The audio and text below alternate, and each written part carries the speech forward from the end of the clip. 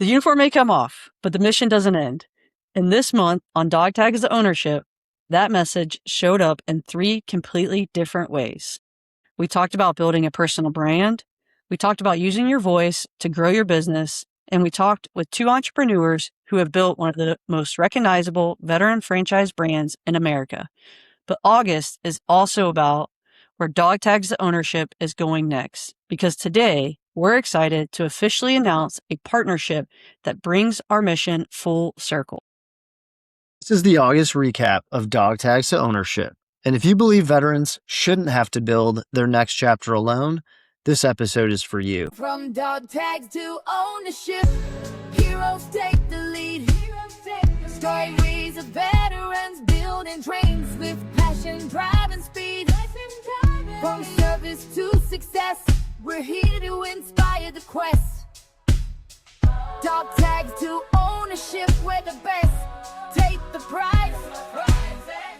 Welcome back to Dog Tags to Ownership, the podcast where we share the stories, lessons, failures, wins, and resources, helping members of the military community turn their dog tags into ownership. August has been a pretty incredible month, hasn't it, Julie? Has, Matt. What did you do? What did you do in August? I guess my crowning achievement, besides not helping you grow Forces Brands USA or contribute in meaningful ways to the podcast, was I wrapped up the renovation of one of our investment properties in Kansas City, Kansas. And we were able to get that on the market this month after what felt like almost a year of renovation post a fire that we had at the property. We're kind of excited to list that. We're typically long-term buy and hold investors, but we are going to sell that. I've heard different real estate investors refer to it as like pruning properties. It's not in the greatest neighborhood, but it's a great property and it's basically brand new at this point. But we're going to take the proceeds from that and we are going to build a short-term rental at Lake of the Ozarks. So we're super excited about that, which came from a relationship with my lender at the bank, which has turned into a bit of a friendship. So super excited. That'll be our first short-term rental to add to our portfolio and also serve as a vacation home. So when, the Austins come to visit, we can pile into the car and take a trip down to the lake. So we expect that to be actually finished early 2027. So we can hit the big short-term rental season there next spring, summer, fall. So very excited about that. And I guess the other big thing is our daughter starting kindergarten. Actually today, she started at her new school with lots of her friends from the neighborhood. And we have a kindergartner now. Times are changing. What do you got going on, Julie? Man, you did. You had a lot this month, Matt. You did most of your podcasting from the property. So I got to see the evolution of all of your stuff and what you're doing. I will say you're very handy. The property looks great. Looks really good. Probably too nice for the neighborhood, but that's a different story because you have very nice taste and do very good work. The month of August for the Austins, I'm trying to think. It's always busy in our house. We went on vacation, just got back from vacation, which was great. We were able to go to the beach, spend some time with my dad as my mom got to go on vacation, and then go down to Hatteras where we have some land. So we got to look at the land there, figure out what we're going to do with that. So also looking at, I think we'll probably build hopefully in the next year, I'd say, because I got to put like a septic and some other stuff in to be able to do that. So get it ready to be able to build another short-term rental for us down there. So that was a great vacation that we had. Let me think, getting out of the house. So I was able to go out to Eat Your Feelings to go see Corey and Sam out at the Warriors Retreat out at Bull Run for their live filming event that they just wrapped up for season 3. So looking forward to seeing those episodes come out and just get to interact with them and see them doing their podcast, which was really cool. And then also meet some other folks while I was out there. Really busy month always, and really trying to get more people to come on Forces Brands USA, the platform. I was on a bunch of podcasts. That's what I did this month. I was on a ton of podcasts this month talking about Forces Brands USA and what we're doing and what we're building and how we are trying to amplify the members of our community and what they are building with their businesses. So overall, you took a cue from Interview Valet, I right? did. Like, yeah, getting out on other podcasts to shout about Forces brands. Yeah, I guess I did. And I didn't really mean to. Some people connected with me and were like, hey, you should go on these podcasts. One big thing that came out of it is DogTags ownership is now on Reese Across America Radio. Our episode encores every Thursday morning at 7 a.m. So that's pretty cool to work with Reese Across America Radio, which you can find on reachacrossamerica.org and stream it live from there. And our episode encores every Thursday morning at 07. Another cool podcast that is on Forces Brands USA on Reese Across America Radio is Oscar Mike Radio. Travis is also on there as well. And then also Tactical Treasures with Tracy Flanagan. So some great podcasts that encore on Reese Across America Radio. But it is a 24/7 internet streaming radio station where you can hear stories from our military community. So really excited that we are on Reese Across America Radio now, and we are going to partner with them as well here in the near future for Reese Across America when they do that, because the trucks do leave from an area right by my house. So I'm going to go over there when that happens and talk with them. So just great partnerships. And like you said, Matt, I took a playbook out of the Interview Valet Schwab. Tom Schwab. So I guess that then gets us into, let's recap. We had 3 incredible conversations, 3 completely different entrepreneurial journeys, and now a partnership that gives us another opportunity to turn the conversations happening on the podcast into actual opportunities for veterans. But before we get to that big announcement, let's rewind and talk about the people who joined us this month. First, we had season 2, episode 31 with Malyri Ryan, the founder of Cheap Chic Finds. We had season 2, episode 32 with Tom Schwab, the founder and CEO of Interview Valet. And finally, season 2, episode 33 with Jerry and Tracy Flanagan, the founders of the JDog brands. So Matt, let's get into it. Let's start with Malyri. Yeah, that episode, that conversation, just such a great reminder that entrepreneurship doesn't always have to fit into the traditional mold. Malyri really started her entrepreneurial journey through the creation really of like a social media site. It was helping other parents find ways to look fashionable without spending a ton of money. And it's just such a relatable topic, I think, for so many families out there with a lot of the belt tightening and budget tightening that's going on currently. Families are feeling the financial strain perhaps now more than ever. So her episode really did resonate. And there's a reason why she had such profound growth in the social media realm. It's because she was super relatable to especially moms out there, but parents in general, finding way to, again, look good on a budget and really creating some bonding experiences. Incredible how she started from that and where her business has grown today.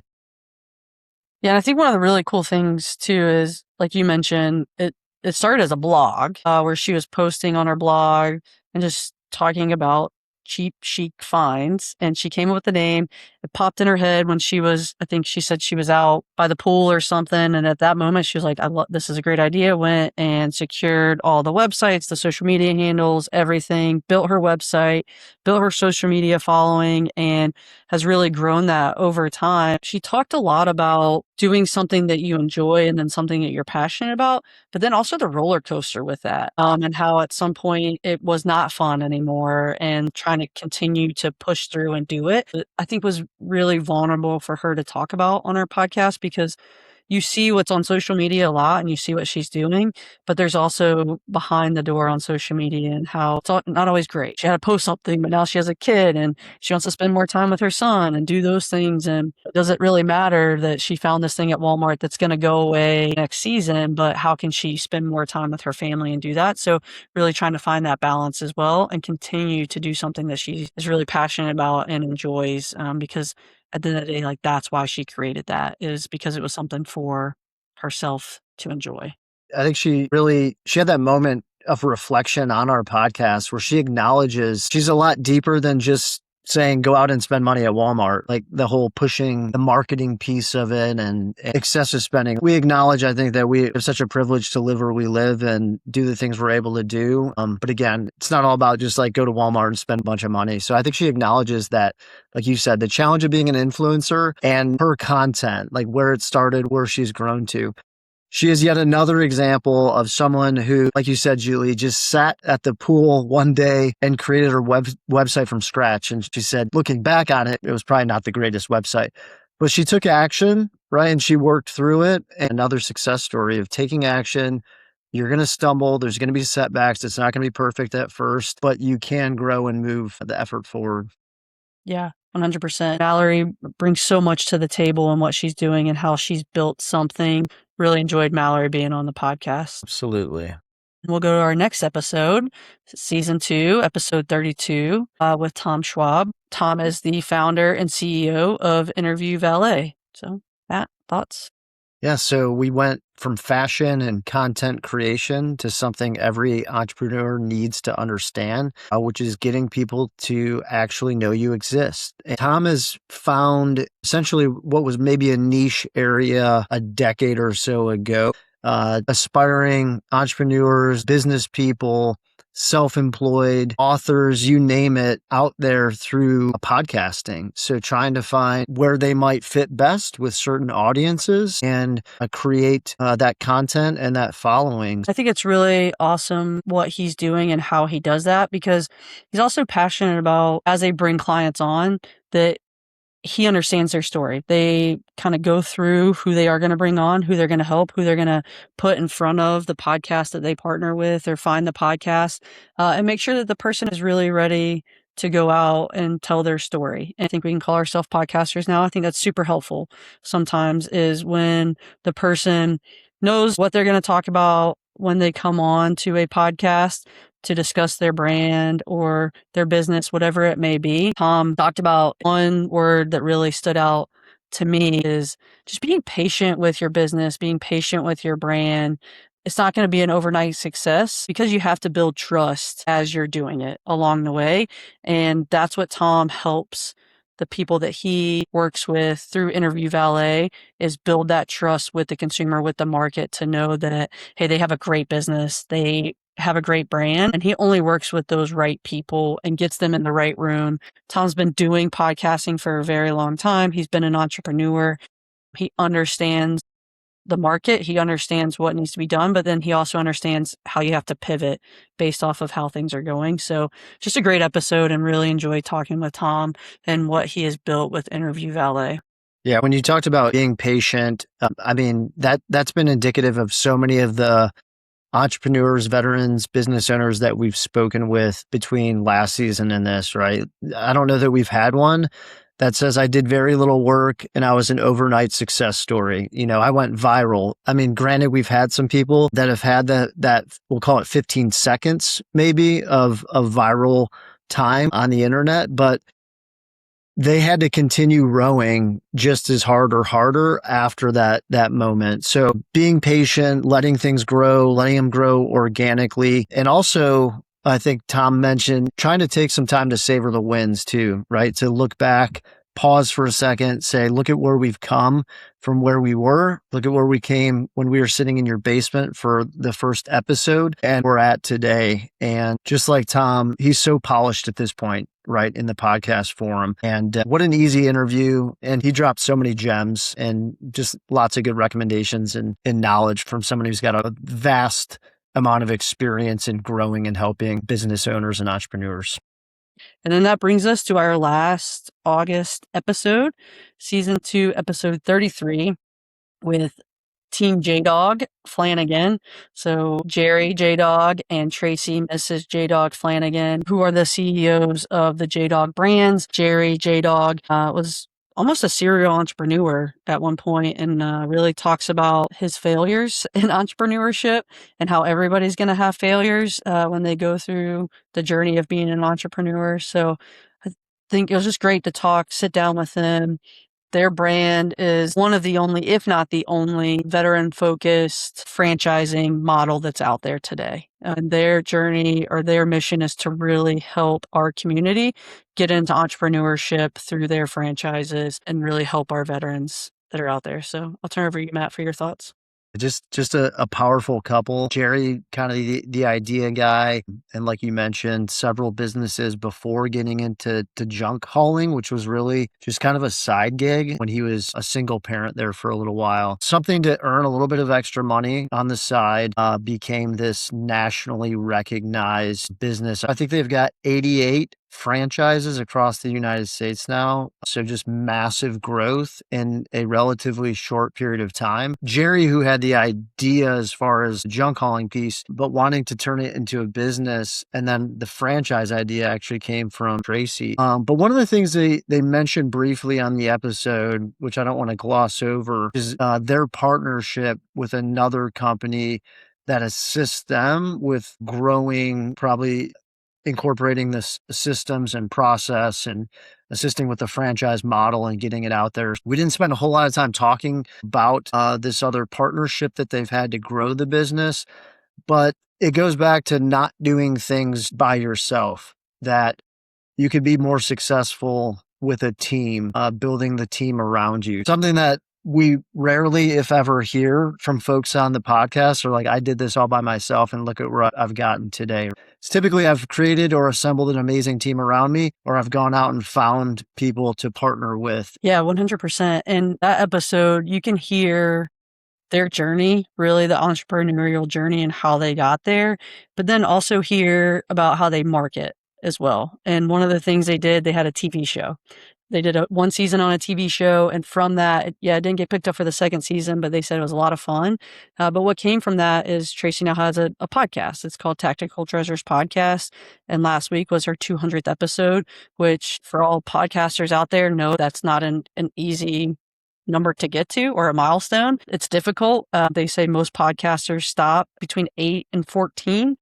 For her to continue on to 200 episodes in which she drops one every week is amazing. And the big thing from her podcast is she asks everybody, what is their tactical treasure? And so it's just a little nugget that has helped you through your journey or whatever you're doing. So check out Tactical Treasures Podcast. I was her 200th guest. What was your tactical treasure?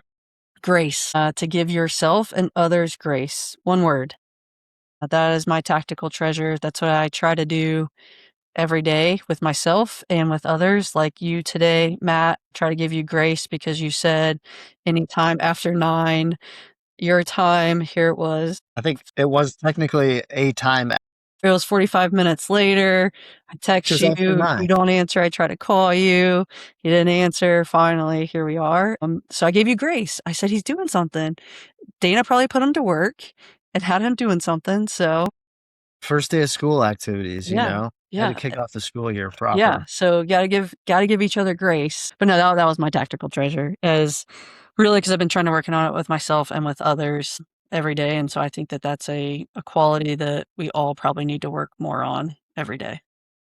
But it was a lot of fun. Tracy is great. And she's really, I think, the marketing person behind the JDog brands and really pushing what they're doing through her podcast, but also the idea of the franchise. And like you said, Matt, they partner with people. So congratulations to her on 200 episodes. But that wraps up our 3 episodes for the month of August, and really think they all had common thread. Malyri reminded us to own who you are. Tom reminded us that our voice and our story can open doors, and Jerry and Tracy showed us what can happen when ownership becomes bigger than one person. So then that brings us to what we got coming up in the month of September. But before we get to September, DogTags Connect this Thursday, 8 p.m. Eastern, Google Meet. I'll post the link on all of our social media platforms.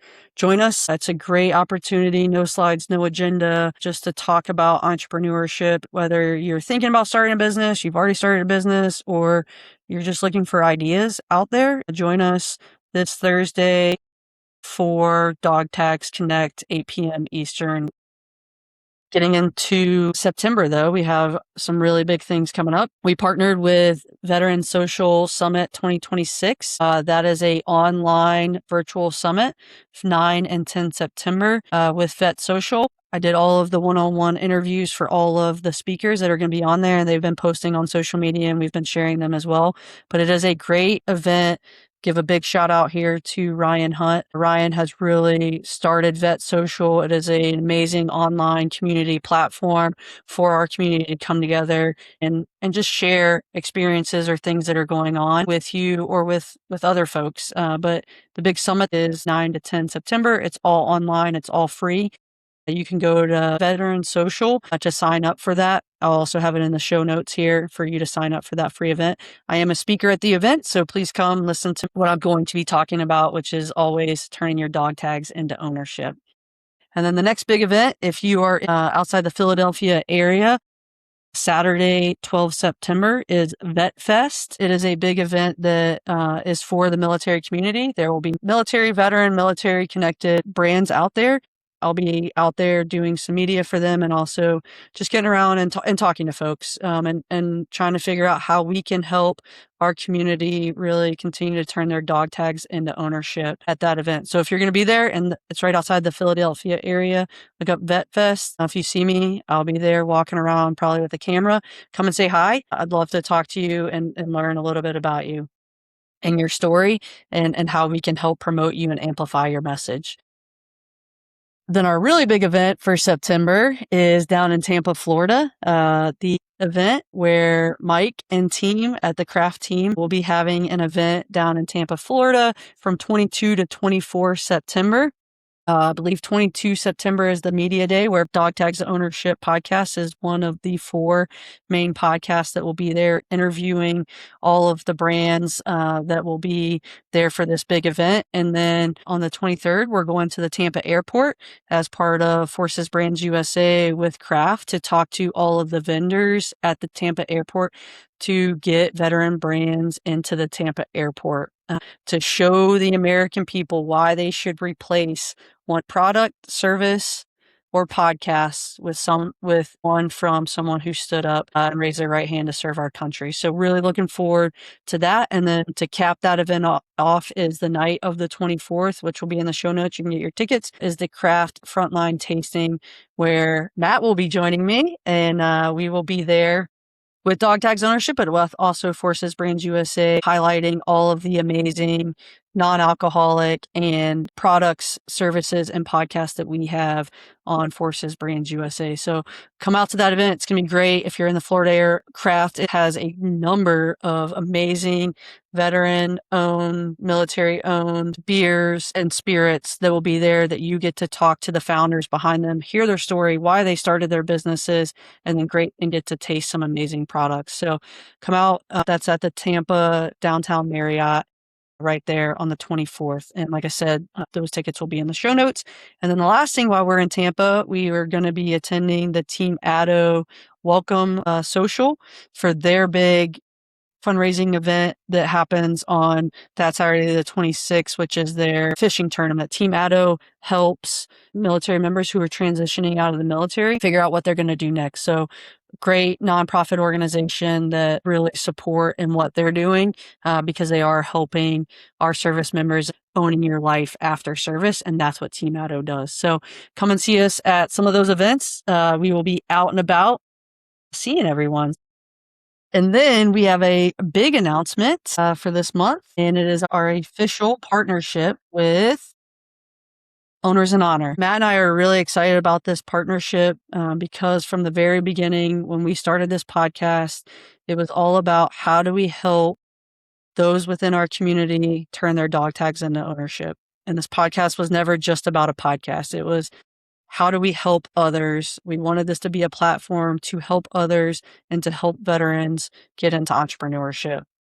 And we were able to meet Patrick Flood last year. He was on the podcast and talk with him and some of his team at Owners in Honor. And Now here we are a year later, and we are officially partnering with Owners in Honor, and we are incredibly proud to announce that partnership and the resources that Owners in Honor bring to our community. And if you don't know what Owners in Honor is, it is a nonprofit that helps you in entrepreneurship through acquisition. They also help on the back end, though, veterans who already own a business and are looking to sell that business. They provide education, they provide connections, opportunities, and then they also can help you to access to capital.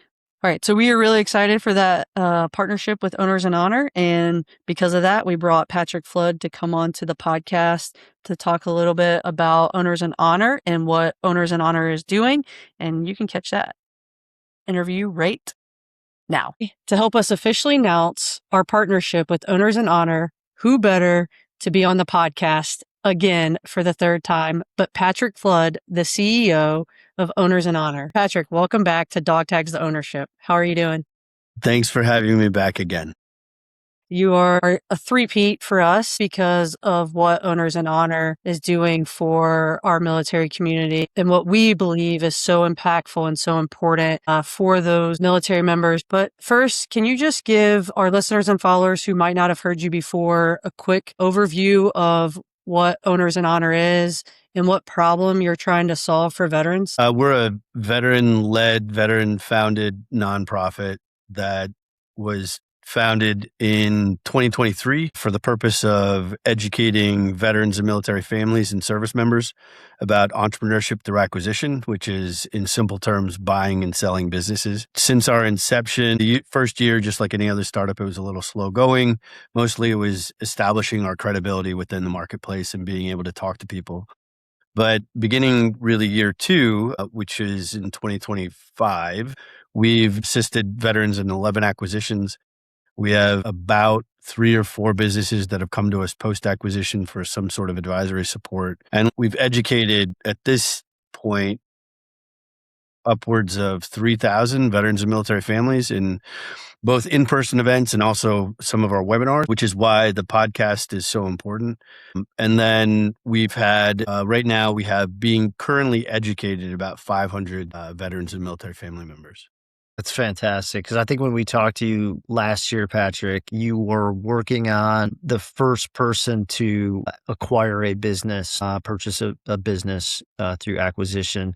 Patrick, why would someone, a veteran, someone that's currently serving, why wouldn't they pursue just going out and starting their own company? Why entrepreneurship through acquisition? I think it's 2 different questions that you're asking, and I'm going to try to separate them into the 2. The first question, why acquisition versus startup? That's one. And so either pathway, I think, is a credible pathway for veteran ownership, which is really what I would like to change the conversation into. I'm actually part of a group of people that would like to change the conversation instead of veteran entrepreneurship, which really sort of the action of being an entrepreneur, but to actually the desired end state, which is how military folks typically talk, which is veteran ownership. Because veteran ownership implies that you have ownership and purchase over something, and that therefore there's some sort of credible value to it. And ideally, you're going to be able to exit it well and create some sort of family or generational wealth. Back to your question, it's that the likelihood of a positive outcome without having a blue ocean idea of creating a new company, surveying the marketplace, identifying customers, et cetera, being able to identify an existing company that is a good fit, and then measuring our leadership skills that are developed through the military, and then being able to apply those, which, by the way, those leadership skills are something that no business school could possibly teach. And it's really our biggest differentiator in the market. There are so many businesses that are veteran owned right now that are going to be exiting just like all the other businesses in the next 5 to 10 years. And so if you take the average composition of those exits, it's going to be about 10% of the exits, even though currently right now, veteran business ownership of small businesses is about 4%. The variance tends to lean toward the older businesses. So there's more than 10% that are actually going to be exiting in the next 5 to say 10 years. And of those businesses, many of which rely on veteran-owned business certifications, 8A certifications, service-disabled veteran-owned certifications, and the transferability of those credentials is really important for them to maintain enterprise value. So we want to be able to make sure that veterans are understanding that there's a viable marketplace. And what's unique about it is it's a marketplace that's really only suited to them because of the transferability of the credentialing. And so that's the first part. The second part is why ask for help? The obvious answer to that is I think we all do a little bit better with a little bit of education and instruction and coaching when we try to do stuff, but we talk about it more in the sense of, and not everybody in the military has had the opportunity to jump out of a perfectly good airplane, but those of us who have realize that it's a very dangerous prospect and that the likelihood of a catastrophic outcome is extraordinarily high unless you provide risk mitigating factors. Those risk mitigating factors are, one, learning how to jump out of an aircraft and land. Number two is then having someone act as a safety or a jump master to be able to make sure that the equipment is ready. Three, the load master of the aircraft itself. Four, the pilots. And all of those things are intended not to reduce or not to eliminate the risk of trying to defy gravity with a piece of silk. It's actually to try to reduce the likelihood of a catastrophic outcome. So for us, it's that, could you hypothetically strap on a parachute and jump out of the airplane? Absolutely. And probably better than 50% of the time, you're going to be fine. Our goal right now is that unassisted acquisitions are only successful about 30% of the time. And so our goal is to try to eliminate that 70% buffer of poor acquisitions or unsuccessful acquisitions. And that's the acquisition. That's not even the searches. Of searches, there's 90% of them are unsuccessful. So for us, we want to really try to reduce those outcomes to something that's much more manageable. So it's something that you can benefit from working with an institution such as Owners and Honor because we have institutional knowledge and institutional connections that we are learning things in an aggregate versus learning things at a single instance and then having to then iterate every single time. And so for us, it's really no different than I didn't learn how to jump out of an airplane or be a jump master from someone who had never done it before. I learned it from someone who is a master parachutist. And so they had done it lots more times than me. And so from that, being able to then use that knowledge that we're gaining because we're aggregating the knowledge to then be able to mitigate risk as much as possible. I know you've touched on, a number of areas that a veteran can prepare themselves better for transitioning from the military into veteran ownership.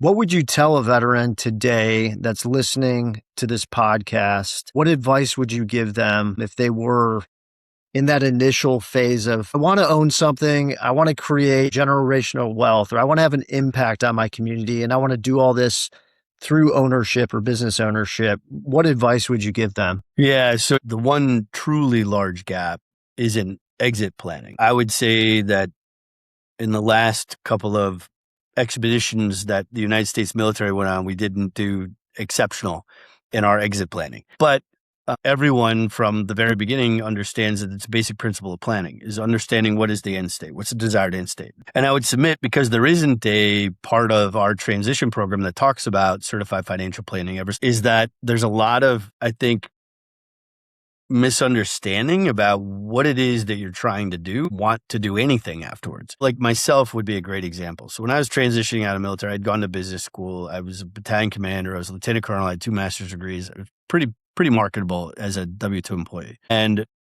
got success being able to do that. I don't think I had the right risk tolerance at that point to start my own business. I definitely didn't have enough capital in the bank. I didn't understand how much I would need as a down payment. I didn't understand how to utilize my TSP to potentially help me buy a business. I didn't understand any of it. And the thing that I also hadn't really considered at the time is, how long do I really want to work? And how much wealth do I want to accrue realistically? And usually those conversations are had over the kitchen table, ideally with a spouse, which is incredibly important, and your family. And then the second part is to be able to talk about it with a certified financial planner and to be able to say, hey, this is kind of what my aspiration is. Is this conceivable? Because I think for business acquisition specifically, there's a lot of people who have and a lot of it is because the initial push toward business acquisition came out of big search funds. And so they were looking for larger acquisitions. So the tendency, because they had to pay shareholders too. So when you're looking at what has mostly been discussed, it's usually something quite large that might be it provides a massive amount of money to the owner, but at the same time has an incredible high risk because you're going into something completely new. You don't know anyone. You've never done it before, and you're potentially having multiple millions of dollars worth of risk. Understanding what your personal goals are financially and what your personal goals are for retirement is really important for you to then understand, do I need to buy a $5 million business and max out my SBA 7A loan? Or could I purchase a $500,000 business and have much less risk exposure and still be able to meet my financial goals because I can grow that business? Am I better suited for a franchise or am I better suited for an independent business? Am I better suited to work at a private equity firm and maybe rotate through a deal team, a search team, and an operations team, and then potentially be an operator first? What is my actual pathway to be able to do this? And it's a lot like the conversation for startup entrepreneurship has always been, is that, do you have an interesting idea and what problem do you think you're going to solve in the marketplace? So very similar to that is that's a maxim that just is what it is. And so it's always true. And I would say in business acquisition, it's always true that you have to understand the end state. What's your desired end state? The biggest reason I would submit that most of those businesses are transacting poorly when they go to exit is because that was never considered. It was, they either inherited the business, bought into a business, and it was conceived of as a job. And there's really nothing wrong with that because the most important thing is to be able to pay bills and put food on your table for your family. But a lot of times people are losing the understanding that what they're building is really a valuable asset that then could be sold to somebody based on goodwill, your customer base, your recurring revenue, and different things that you take just as kind of form of factor because that's the thing you've been doing for a long time. But really, it's a huge deal for somebody else and there's value to it. There's a great example. I was talking to somebody who was at a startup entrepreneur event and he was starting a new company and we had asked him, what did you do before? And he was like, oh, I ran a landscaping business. Oh, it's interesting. How long did you run that? About 10 years. Really, what was your recurring revenue? It was pretty significant. And what was your overhead? It was pretty low. And what did you do with it? He goes, oh, I just sold all the equipment. And I was like, oh, so did you consider selling the business itself at some point? And he goes, well, no, I mean, it's just, I just cut lawns. And I was like, yeah, but you've had recurring customers sometimes for up to 10 years. All of that has a value to somebody. Somebody could have purchased your lawn care business. And granted, maybe you're not going to then go and you're not going to buy a jet, but at the same time, you had something valuable. So let's talk through that and help you understand how to do that. There's also a tremendous amount of tax advantage to run a lot of personal expenses through your business. When you go to sell a business, that's not advantageous. And so you want really 3 years of clean taxes and clean operating revenue to then be able to show it to someone who wants to buy your company, because then they have a better time understanding what the actual value of the company is versus trying to discount everything based on all of these hidden things that were run to the company. Hidden sounds bad, but it's typically not super evident during basic diligence when someone considers an enterprise. That's great advice. Patrick, our last question for you here is, where do you see Owners in Honor going in the next 5 to 10 years? And what is the impact you want it to have on America? I'll start out with the basic principle. I'll start big. So big is that American democracy is really based on distributed ownership of both property and business, means of production. And so as we go through this large succession period, the likelihood is that there's going to be significant aggregation of industry. And so when that happens, two political movements typically come out of it or arise out of it. One is oligarchy, which is very few people who are quite wealthy own most of the means of production. And then the other one, in response to the oligarchy movement, is typically socialism. So it's to say the people need to own it, i.e. the government needs to own it because the government's going to be fair. The United States has gone through that a couple different times in its history. The 20s and the 30s are probably the biggest, with most of the antitrust laws coming out of that period. And right now, the opportunity is that you have an incredible number of veterans who are really well suited to be able to take over these businesses as they're succeeding and to really be sort of the vanguard for the rest of the country, to be able to assume a little bit more risk because they're a little bit more risk tolerant. Typically veterans are than your average person. And then they also come with a community. Like, veterans don't do things alone. Like, it's the whole army of one thing, while a marketing campaign does not exist. Like none of us are ever really by ourselves. We're always in the smallest unit in the United States military is 2. And so the ability for us to be able to then educate as many veterans as possible and military families to, one, help them transfer their business optimally to make sure that at least the veteran businesses aren't part of that 80% of businesses that are going to close forever. And then the second part is to really start educating veterans of all levels, not just ones that have MBAs, but ones that maybe just have an associate's degree, but have the credibility and capability to be able to surround themselves with capable people to then be able to run one of these businesses. And so a couple of big partnerships that are coming up. One is with the Small Business Administration. So we're going to be working with a different entity to be able to educate more veterans through the Veteran Business Outreach Centers. And the Veteran Business Outreach Centers are connected to the Transition Assistance Program. So to be able to educate as many veterans as possible that are exiting the military, and then for us to really continue to do our roadshow at universities, and then to do things like this, whether it's the podcasts or webinars, to really get the word out as much as possible. We are not, as one entity, going to be able to solve this by ourselves. It really is going to take the entire veteran entrepreneur ecosystem to really come in together. And that's tough because it's been fractured for a really long time. And there's a lot of people who want to be sort of preeminent in that process. And we really need to set our egos aside as much as possible, very much like we did in service, to be able to say, even if it's someone else's idea, it's still a good idea. So let's try to surround ourselves about it because it's going to matter for America.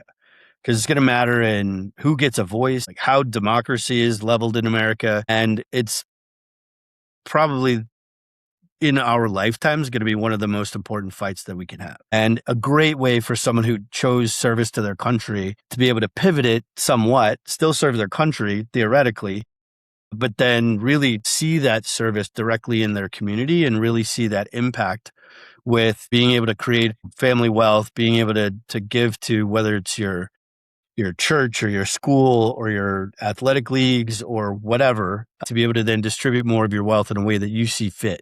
Vice working at a W-2 job, which is also an incredible way to be able to feed your family. But I think there's a lot more veterans that currently exist in the entrepreneur space that are very well suited to it, that are just lacking the awareness of how to do it.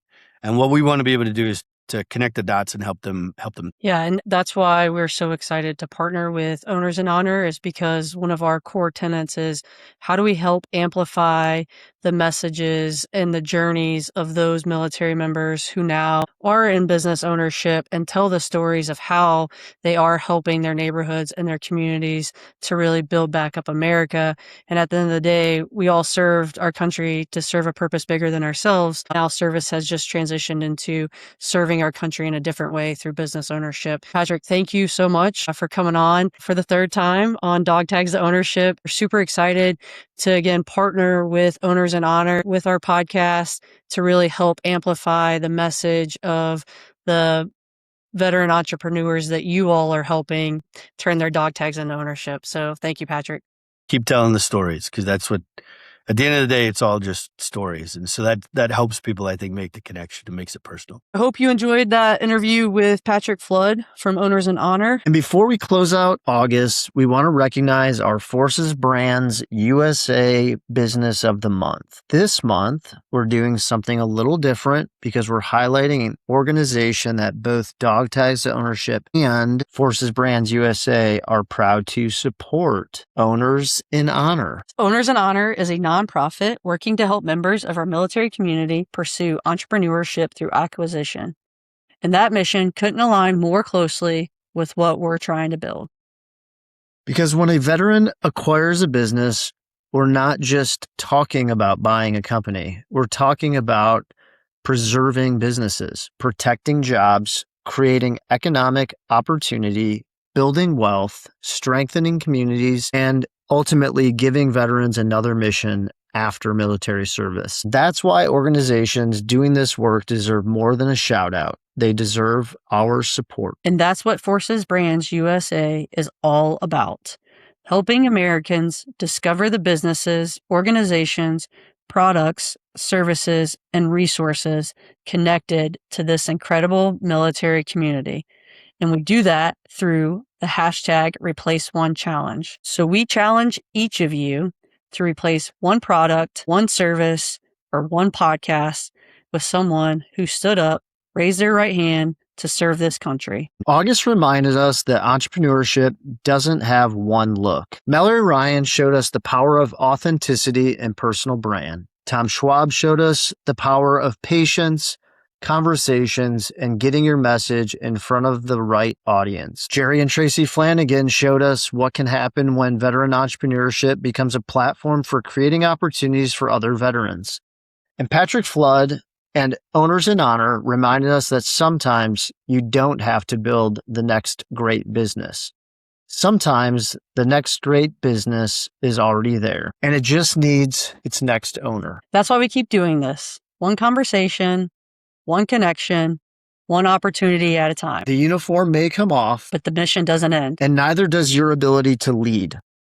So whether you're starting a business, buying one, growing one, or you're still trying to figure out what comes next, keep moving forward, keep building your network, and remember, your network equals your net worth. And you don't have to build alone. We'll see you next week for another episode of Dog Tags to Ownership. And until then, keep pushing to turn your dog tags into ownership. From dog tags to ownership, heroes take the lead. Stories of veterans building trains with passion, drive, and speed. From service to success, we're here to inspire the quest. Dog tags to ownership, we're the best. Take the pride